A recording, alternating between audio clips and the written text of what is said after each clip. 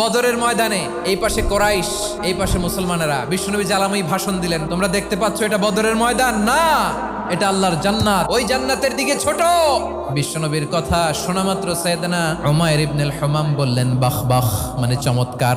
বিশ্বনবী বললেন মা ইয়াহমিলুকা আলা কওলিকা বাখ বাখ ইয়া উমাইর, আমার এই কথা শুনে তুমি কেন বললা বাখ বাখ?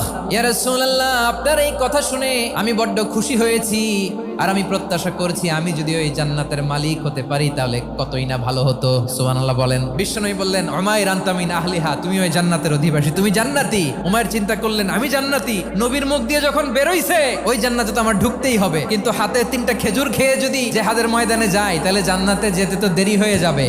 এই চিন্তা আসা মাত্রই খেজুর 3টাকে তিনি ছুঁড়ে মারলেন, তলোয়ার বের করে আল্লাহু আকবার বলে বদরের ময়দানে ঝাঁপিয়ে পড়লেন। আল্লাহর শত্রুদেরকে কচুকাটা করে এক পর্যায়ে শাহাদাতের সুধা পেয়ে নিজেও জান্নাতি হয়ে গেলেন। পড়েন সুবহানাল্লাহ।